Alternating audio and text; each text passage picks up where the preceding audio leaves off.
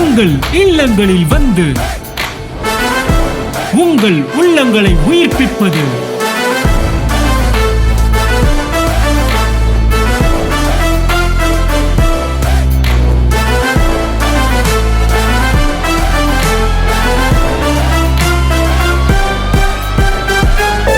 உங்கள் channel DJ. கர்த்தர் எனக்கு ஒரு பந்தியை ஆயத்தப்படுத்தினார். சந்தோஷமான விஷயம். என் பிள்ளை பசியா இருக்கு, சாப்பிட்றாங்க. ஆனால் அவர் என்ன சொல்றாரு? சத்துருக்கள் மத்தியில் உனக்கு ஒரு பந்தியை நான் ஆயத்தம் பண்ண. சாப்பாடை வீட்டுக்குள்ள கூட்டு போடு, மேடை போட்டு போட வேண்டாம் உனக்கு சாப்பாடு. நீங்க பாக்குறீங்க போதும், உன் சத்துரு பார்க்கணும் உன்னை நான் எவ்வளவு உயர்த்துறேன்றத வாரம் வாரம் கையை தட்டு பார்க்கணும். அதுதான் அவனுக்கு தண்டனை.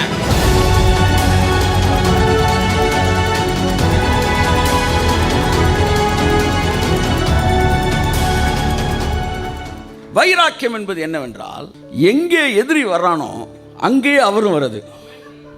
இது எப்படி இருக்கு? புரியுதா உங்களுக்கு? வைராக்கியம்னா என்ன தெரியுமா?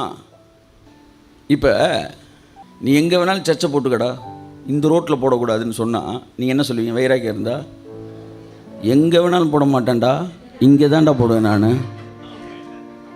எங்கே நீ 500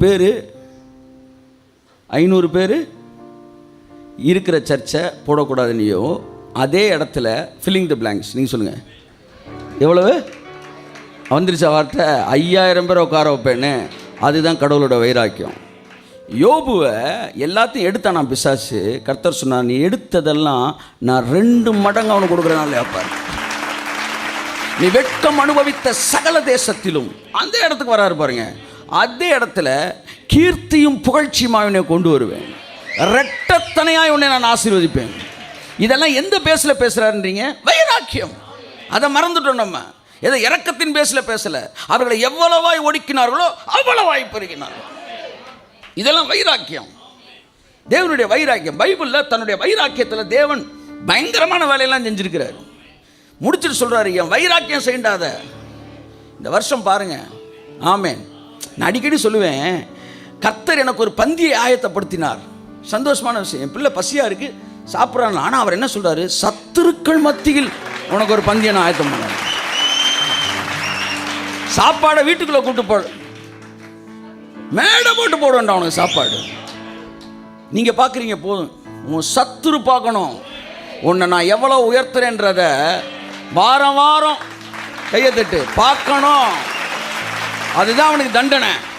அவன் பார்க்காத மாதிரி நடிப்பான், ஆனாலும் அவன் பார்ப்பான். கையை தட்டி வந்து. ஆமா, யோசேப்பை அவங்க அப்பா போட்ட சட்டையை எடுத்தாங்க. அவர் மைண்டில் வச்சுக்கிட்டே இருந்தார். வீட்டுக்குள்ளே அது பெரிய சட்டை. கர்த்தர் சொன்ன, வீட்டுக்குள்ளே இருக்கிற பெரிய சட்டை, நல்ல சட்டை எடுத்துட்டில, இந்த இந்த இந்த நாட்டிலே இல்லாத சட்டை அவனுக்கு நான் கொடுக்குறேன். பைபிள் சொல்லுது, பார்வோன் அவனை அழைத்து தன்னுடைய வஸ்திரத்தை எடுத்து அவனுக்கு போர்த்தினான். ஒரு டிஸ்ட்ரிக்ட் லெவல் காலிங்க உங்கள்கிட்ட இருந்து பறிச்சிருப்பாங்க லோக்கல் பாஸ்டர்ஸ். கடவுள் சொல்றார், விட்டு நான் இன்டர்நேஷ்னல் காலிங்க உன் மேலே வைக்கிறேன். கையை தட்டு நல்லா கொடுங்க சார். ஆமென். கர்த்தருடைய வைராக்கியம் அதை செய்யும். அதைத்தான் பைபிள் சொல்லுது, உன்னை அசட்டை பண்ணினவருடைய பிள்ளைகள் உன்னிடத்தில் வந்து. ஆமென், ஆமென், ஆமென்.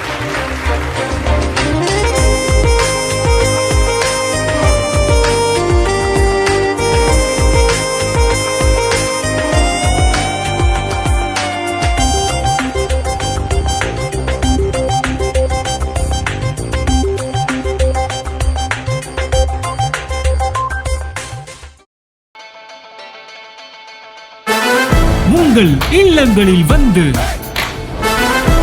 உங்கள் உள்ளங்களை உயிர்ப்பிப்பது